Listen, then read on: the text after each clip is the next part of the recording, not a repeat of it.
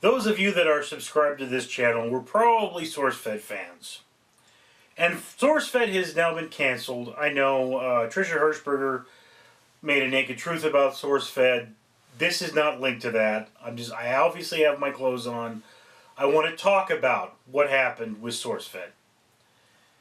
And this is a big thing because if those of you who do know, those of you who are followers of YouTube know that YouTube had a $100 million new channel initiative, and SourceFed was one of those new channels. They went to Philip DeFranco and they gave him money, and they said, here's money, make a channel. Make us a new channel based on your format. They were going for a high quality, high overhead sort of a thing. So SourceFed's cancellation is a really big issue. Excuse me. Because this is one of YouTube's babies, and it's now sort of dead in the cradle. Moreover, they did say that YouTube was talking about a hiatus. I think that was just something that came from a random discussion, but YouTube was, SourceFed was canceled on the cusp of other news that was very important, which was a loss of a number of YouTube sponsors, a number of YouTube companies that were advertising on YouTube due to some very upsetting content that I'm still trying to piece together the pieces. And this is kind of why it got canceled, I think. I mean, there's no official, like, the reason is, I haven't seen that. I've seen the SourceFed videos, I've read a few articles on the subject, I've never seen that. But I think what has come about, YouTube has lost $1 billion in ad revenue, or projected to lose $1 billion in ad revenue, due to the loss of several sponsoring companies, companies that advertise on YouTube. And SourceFed happened to be a very high overhead operation. They employed a large number of people to make a lot of content, constantly trying to expand that content, and the expansion of that content constantly meant they had to hire more people. So the more people they hired, the more content they therefore needed, or the more salaries they had to pay. So it's one of those things, is that they're not like me. I get paid less. I've gotten paid less for more than 300 videos across my channels on YouTube than one person would get paid to make one SourceFed video, from what I understand. I'm told that they were very lucrative, at least in the beginning. And it's just one of those things. You know, I could work on SourceFed I could work on YouTube 100 hours a week. I still don't make any money, but I am my own editor. I am doing my own filming. I work on my own lights. You can tell this is an amateur setup. That's the model for YouTube. That's it. That's the model for YouTube, is we do these simple videos that are cheap to produce. We're not coming together and building this really wow, snazzy stuff, which is kind of what SourceFed was.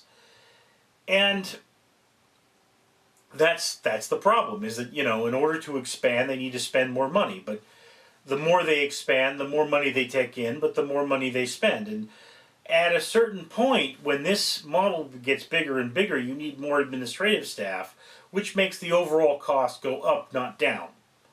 So it's like, yes, if you had full-time hosts and full-time editors and they're working 40 hours a week and they're just, yeah, but they kind of need to be salary employees, and they kind of need to be just shoving everything they can in there, because this is a model that, it's a low revenue stream model. This is not television where you pay for a prime spot. This is YouTube, where we have a low revenue model. So that's one thing. And then there's the other thing. SourceFed did kind of bite the hand that fed them with a Hillary Clinton video. It attracted a lot of press, in that they said that Google manipulated search results for Hillary Clinton during the election. There's no particular founding for this. It was kind of just a wild rumor, but they threw it up there. I think this got them a lot of bad press. I don't know if it has anything to do with their cancellation or not, but it's one of the most famous YouTube videos for SourceFed. So that's a thing.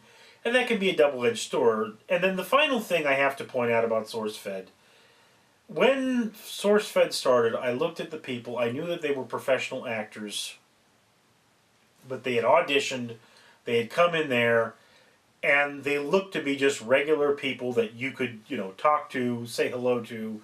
If you met them, you'd become friends, whatever have you.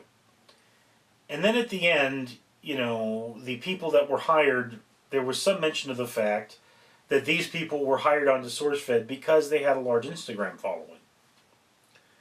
Which is like, now, as an audience member, I'm looking at SourceFed going, you represented something where the guy on the bottom could come up. That's the whole point of YouTube, is that the person who's on the bottom has that path to come up. That's Philip DeFranco was some guy on the bottom. He was a nobody, had no money, got kicked out of his parents' house, and then he rose to be a YouTube celebrity and make all this money. And that was a thing. And then, that path, once there were established talent in YouTube, started getting slimmer and slimmer and slimmer. And now, well, YouTube has really gotten to this point where it's like, look, unless you're already famous, you're gonna have to be pretty damn lucky to get to the top. It's not impossible, but I mean, it's almost not worth it for me to try to be a YouTube person when I could just go out there and audition for films and get paid.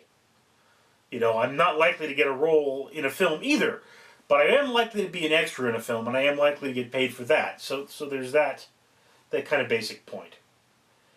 So yeah, that's what happened to SourceFed, and all of my opinions regarding it. Making this video just to kind of put that out there, because it's not a naked truth. I don't imagine many people are going to watch it, but I mean, this is my second channel, my second primary channel, my second most popular channel, and not much goes on with it anyway. So, if you're still watching, thank you very much. I'm Richard.